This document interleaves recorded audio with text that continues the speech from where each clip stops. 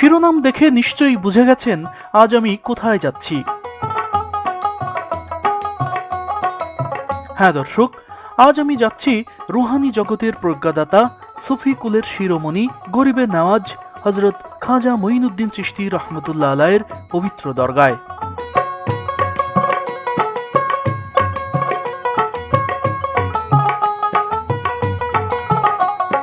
খাজা মঈনুদ্দিন চিশতি রহমতুল্লাহ আলাইহির দরগা বাংলাদেশ থেকে প্রায় 2000 কিলোমিটার পশ্চিমে ভারতের রাজস্থান রাজ্যের আজমির শহরে।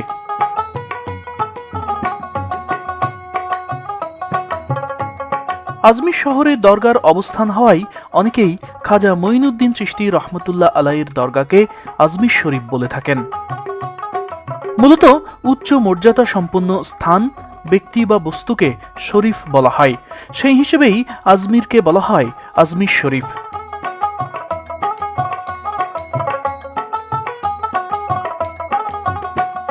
খাজা মঈনুদ্দিন চিশতি রহমতুল্লাহ আলাইহির মাজার আজমির জংশন স্টেশন থেকে মাত্র 1 কিলোমিটার পশ্চিমে, তবে এই এলাকাটি প্রচণ্ড ঘনবসতিপূর্ণ, ঘিঞ্জি।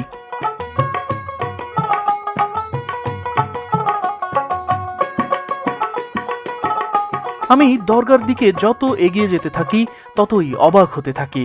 হাজার হাজার মানুষ, এত মানুষের উপস্থিতি আমি কোনো মাজারে দেখিনি। দিন কি রাত, সকাল কি সন্ধ্যা, সব সময় আপনি যখনই এখানে আসবেন তখনই দেখতে পাবেন হাজার হাজার মানুষের ঢল।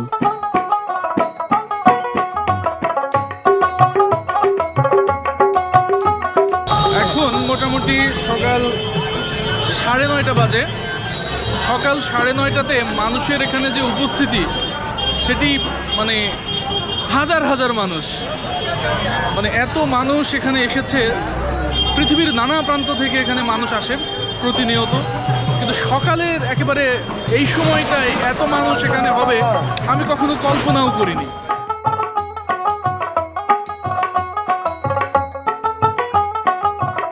খাজা মঈনুদ্দিন চিশতি রহমতুল্লাহ আলাইহির মাজার জিয়ারত করতে সারা পৃথিবী থেকে প্রতিদিন প্রায় 1.5 লক্ষাধিক মানুষ এখানে আসেন। রমজান এবং রজব মাসে মানুষের উপস্থিতি থাকে আরও বেশি।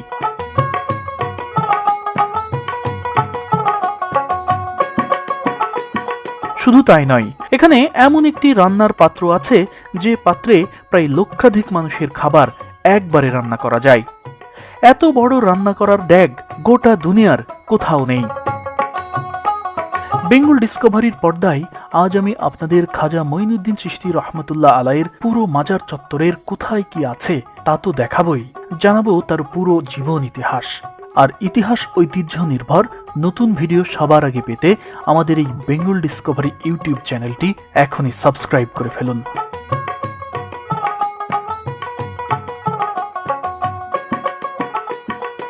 আগের একটি পর্বে আমি আপনাদের দিল্লির নিজামুদ্দিন আউলিয়ার মাজার দেখিয়েছিলাম। সেখানে যেমন ফুলের ডালা এবং রঙিন কাপড় কিনে মাজারে প্রবেশের রেওয়াজ রয়েছে, এখানেও তাই। আর এ কারণে এখানেও মাজার কেন্দ্রিক রাস্তার দুধারে শত শত দোকান গড়ে উঠেছে, যেখান থেকে মানুষ সেগুলো কিনে মাজারে প্রবেশ করছে।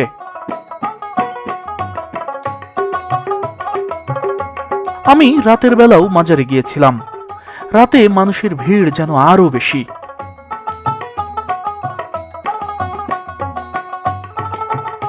আপনি সামনের দিকে যত এগিয়ে যাবেন আপনার কাছে মনে হবে এ যেন ভিন্ন পৃথিবীর অন্য কোনো জগৎ। যত দূর আপনার চোখ যাবে দেখবেন শুধু মানুষ আর মানুষ।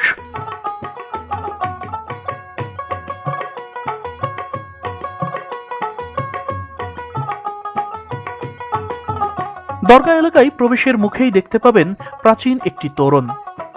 বিশাল আকারের এই তোরণটি তৈরি করে দিয়েছিলেন দিল্লির তৎকালীন সুলতান ইলতুৎমিশ। খাজা মঈনুদ্দিন চিশতি রহমতুল্লাহ আলাইহির ইন্তেকালের পরপরই তৈরি করা হয় এই তোরণ। এটি এখানকার সবচেয়ে প্রাচীন স্থাপনার একটি।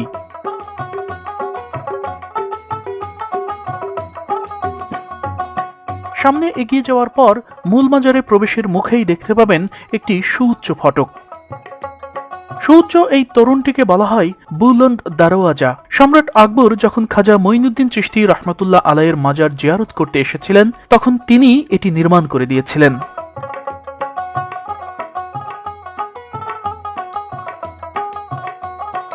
বুলন্দ দরওয়াজা দিয়ে ভিতরে প্রবেশ করার পর শুরুতেই হাতের বাম পাশে দেখতে পাবেন বড় আকারের একটি ড্যাগ। এই পাত্রটি আপনার কাছে বিশাল আকারের মনে হলেও এটি আসলে এখানকার ছোট পাত্র, অর্থাৎ এর চেয়েও বড় পাত্র রয়েছে আরেক পাশে। একটু পর সেটাও দেখাবো আপনাদের। পাত্রটিতে দেখলাম আগত মানুষ এখানে খাদ্য সামগ্রী এবং টাকা পয়সা দান করেছেন।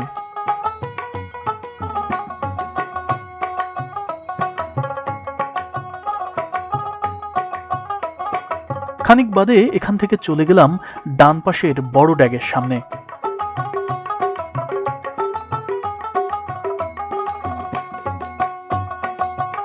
ড্যাগটি দেখে আমি রীতিমতো অবাক হয়েছি। তবে বিশাল আকারের এই পাতিলটি দেখে যতটা না অবাক হয়েছি তার চেয়েও বিস্মিত হয়েছি পাতিলের ভেতরে পড়ে থাকা লাখ লাখ টাকা দেখে। টাকার পাশাপাশি মানুষ এই ড্যাগের ভেতরে বস্তায় বস্তায় চাল দান করছে।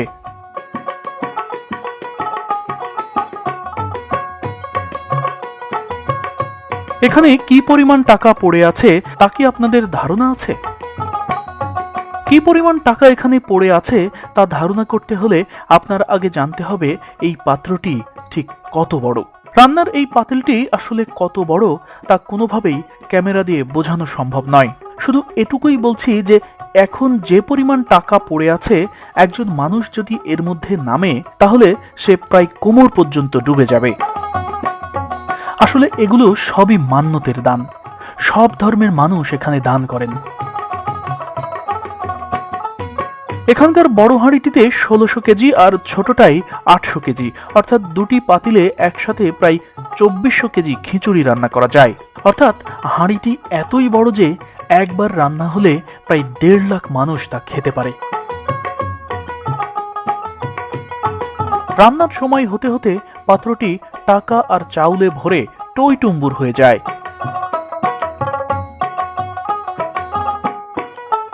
পাত্রটি এতই বিশাল যে রান্না শেষ হলে খিচুড়ি উঠাতে আস্ত মই বেয়ে নামতে হয় এর মধ্যে।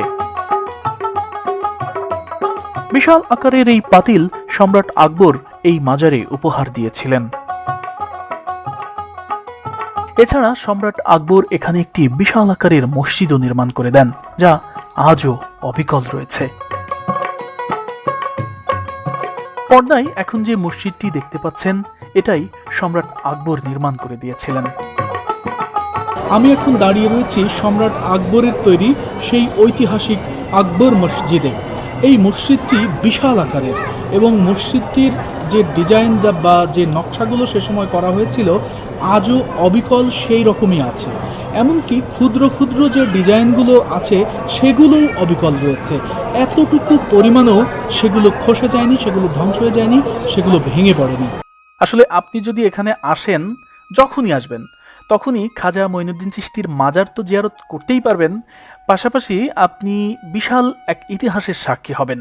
এটি একটি দরগা, বাট এটি একটি ঐতিহাসিক জায়গাও বটে, যেখানে এলে মুঘল বাদশাদের নানান কিছু দেখতে পাবেন, যার সবগুলো আজও অবিকল এবং অক্ষত আছে। শুধু মসজিদই নয়, খাজা মঈনুদ্দিন চিশতির শিষ্যদের ইসলামিক জ্ঞান চর্চার জন্য এখানে একটি মাদ্রাসাও তৈরি করে দেন সম্রাট আকবর। অনেকেই একে খানকাও বলে থাকে। উঁচু ভল্টের উপর নির্মিত এই মসজিদের পাশে আজও আছে সেই মাদ্রাসার কক্ষগুলো।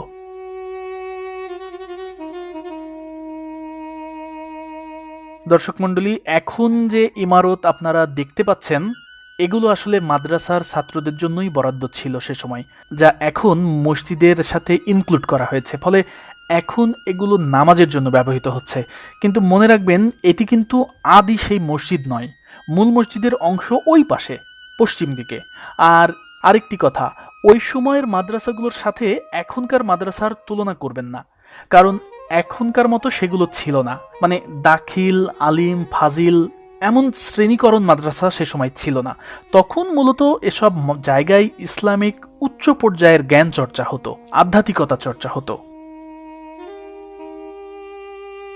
আসলে ওই সময় এখানে কোরআন, হাদিস এবং ফিকাহ শাস্ত্রের উপর ছাত্রদের তালিম দেওয়া হতো। সম্রাট আকবর মসজিদটি নির্মাণ করে দিয়েছিলেন বলে মসজিদটিকে আকবরী মসজিদ বলা হয়। খাজা মঈনুদ্দিন চিশতি রহমতুল্লাহ আলাই আজ থেকে প্রায় ৯০০ বছর আগে ১১৪২ সালের ১২ই ফেব্রুয়ারি ৫৩৬ হিজরির ১৪ই রজব পারস্যের সিস্তানের গজনর পল্লীতে জন্মগ্রহণ করেন। তার পিতা খাজা গিয়াসউদ্দিন হাসান ছিলেন খোদা ভক্ত এবং সেখানকার বেশ বড় ব্যবসায়ী। মাতার নাম ছিল মাহে নূর। জন্মের পর তার নাম রাখা হয় মঈনুদ্দিন, তবে বাবা মা দুজনই তাকে হাসান নামে ডাকতেন। খাজা মঈনুদ্দিন চিশতি রহমতুল্লাহ আলাই পিতামাতা উভয় দিক থেকেই ছিলেন আরবের সুবিখ্যাত কুরাইশ বংশের হজরত আলী রাদিয়াল্লাহু তাআলা আনহুয়ের বংশধর। তিনি ৭ বছর বয়স থেকেই ৫ ওয়াক্ত নামাজ আদায় করতেন, অংশ নিতেন ধর্মীয় আলোচনাতেও। যখন তার বয়স ১৫ তখন তার পিতা মৃত্যুবরণ করেন। এর অল্প কিছুদিন পর মাও মারা যান। তার পিতা ধনাঢ্য ব্যবসায়ী ছিলেন, তাই পৈতৃক সূত্রে তিনি অনেক সম্পদের মালিক হন। কিন্তু তার মনে ছোটবেলা থেকেই ইসলামের প্রতি গভীর আকর্ষণ জন্ম নেয়। এ কারণে তিনি নিজের যাবতীয় সম্পত্তি দরিদ্রদের মাঝে বিলিয়ে দিয়ে সংসারের মায়া ত্যাগ করে জ্ঞান অর্জন এবং উচ্চশিক্ষার উদ্দেশ্যে চলে যান বুখারায়। উজবেকিস্তানের বুখারা ছিল ওই সময়ের ইসলামিক জ্ঞানচর্চার সর্বোত্তম স্থান। খাজা মঈনুদ্দিন চিশতি ছোটবেলা থেকেই গরিবদের প্রতি ছিল অসীম মমতা। সবসময় তিনি গরিবদের সাহায্যে এগিয়ে আসতেন। মূলত এ কারণেই তাকে গরিবের নামাজ বলা হয়।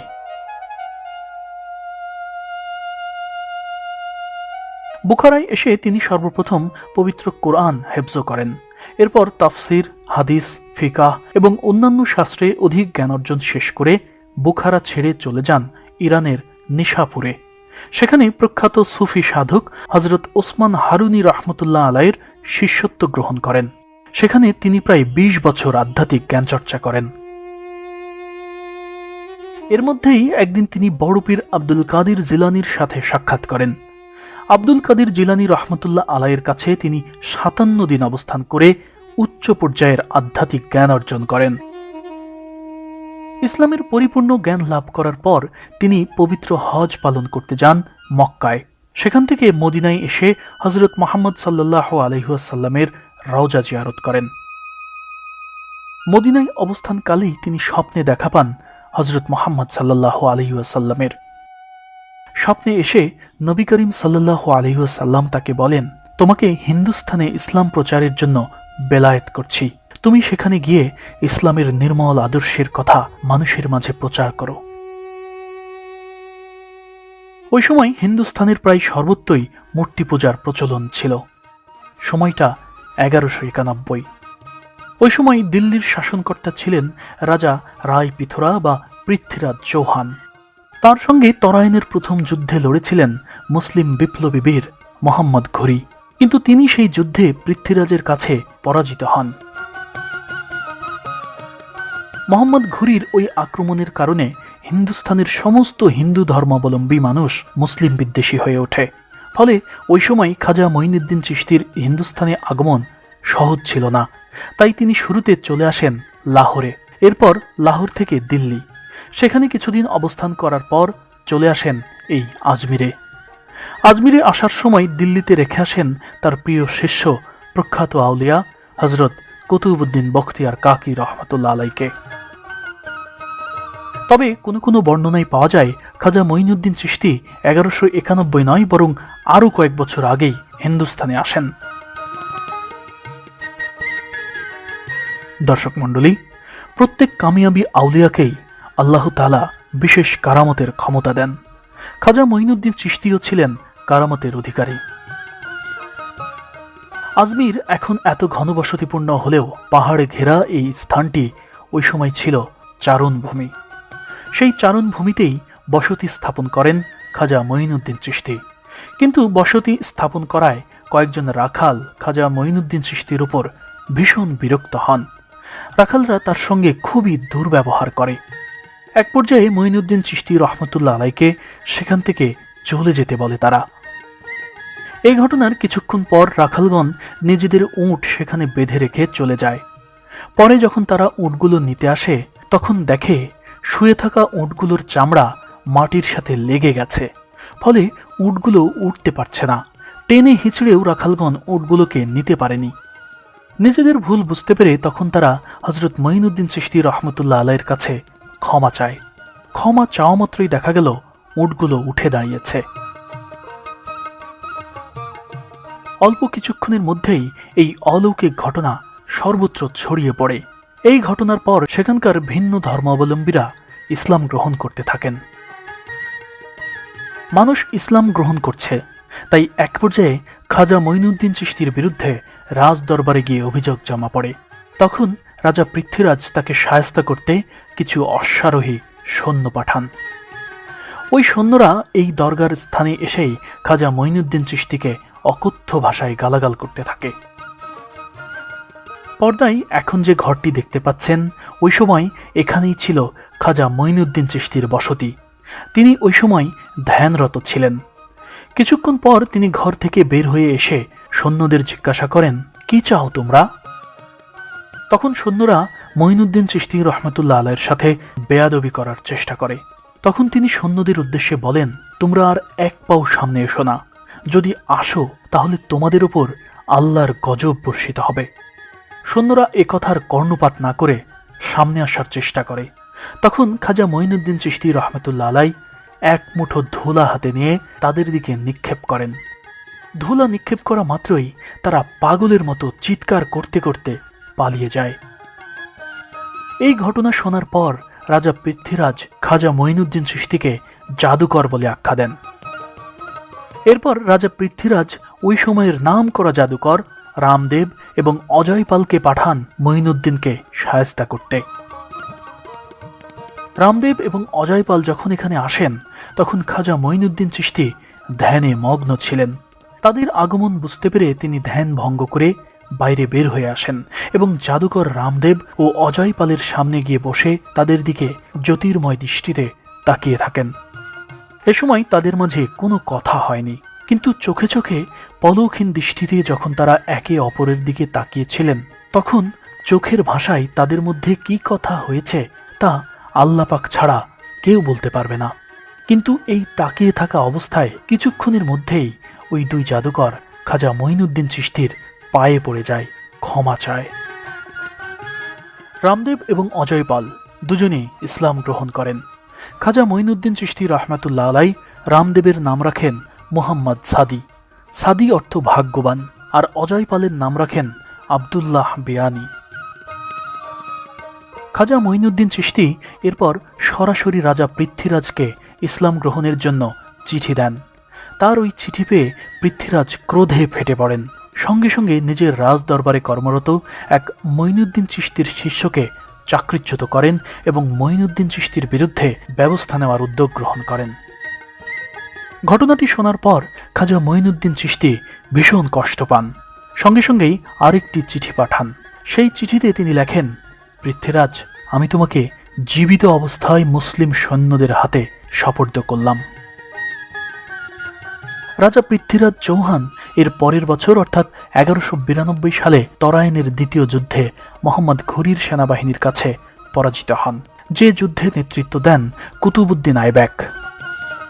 কুতুবউদ্দিন আইবেকের সেই বীরত্ব গাথা আমি অবশ্য আগের একটি ভিডিওতেই বিস্তারিত জানিয়েছিলাম, নিশ্চয়ই মনে আছে আপনাদের। মূলত এরপর থেকেই খাজা মঈনুদ্দিন চিশতির হাত ধরে দলে দলে মানুষ ইসলাম গ্রহণ করতে থাকে। মুসলিমদের পাশাপাশি ওই সময় তার খানকায় অন্য ধর্মের মানুষজনও নিজেদের বিভিন্ন সমস্যা সমাধানের জন্য নিয়মিত আসতে থাকেন। 627 হিজরির 6 রজব এই দুনিয়া ছেড়ে চলে যান ভারতীয় উপমহাদেশের সর্বশ্রেষ্ঠ সুফি সাধক, গরিবে নওয়াজ, সবার প্রিয় হযরত খাজা মঈনুদ্দিন চিশতি রহমতুল্লাহ আলাইহি। পর্দায় এখন যে শ্বেত পাথরের গম্বুজ বিশিষ্ট ঘরটি দেখতে পাচ্ছেন, এটাই ছিল খাজা মঈনুদ্দিন চিশতির নিজের ঘর। এখানেই তিনি ইন্তেকাল করেন এবং এখানেই তাকে দাফন করা হয়। মাজারের পাশেই রয়েছে তার কন্যা বিবি হাফিজ জামাল এবং সম্রাট শাহজাহানের কন্যা চিমনি বেগমের সমাধি। খাজা মঈনুদ্দিন চিশতির মাজারে এসেছেন সম্রাট শাহজাহানও। তিনি এখানে একটি মসজিদ নির্মাণ করে দিয়েছেন। পর্দায় এখন যে মসজিদটি দেখতে পাচ্ছেন, এই মসজিদটি সম্রাট শাহজাহান নির্মাণ করেন। বিশাল আকারের রাজকীয় এই মসজিদে প্রতি ওয়াক্তে হাজারো মানুষ নামাজ আদায় করেন।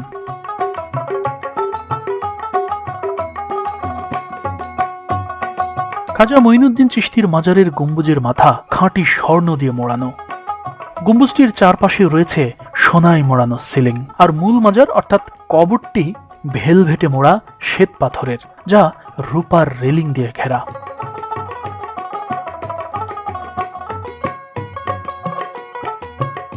মাজারের বাইরের দিকটাও রাজকীয়।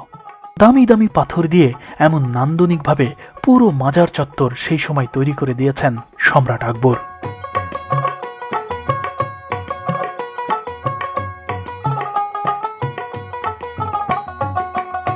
তবে এখানে আগতদের মধ্যে কাউকে কাউকে দেখলাম মাজারে সুতা বাঁধছেন। এখানে সুতা বাঁধলে নাকি মনের আশা পূরণ হয়। খেয়াল করে দেখলাম দেয়ালটিতে হাজার হাজার সুতা বাঁধা আছে।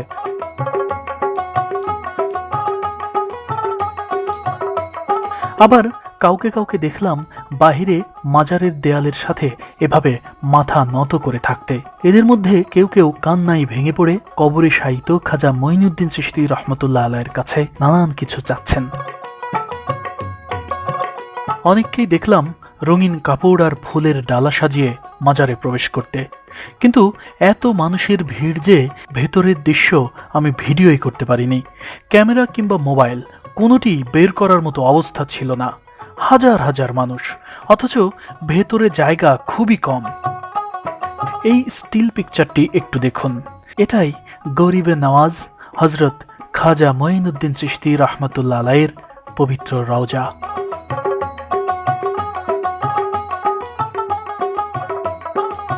দর্শক মণ্ডলী, পর্দায় আপনি সেই মানুষটির পবিত্র রওজা শরীফ দেখছেন, যে মানুষটি ইসলামের জন্য সব কিছু করেছেন। বিত্তশালী হওয়ার পরও নিজের সব কিছু দান করে দিয়েছেন গরিবদের মাঝে, শুধুমাত্র একমাত্র ইসলামের জন্য।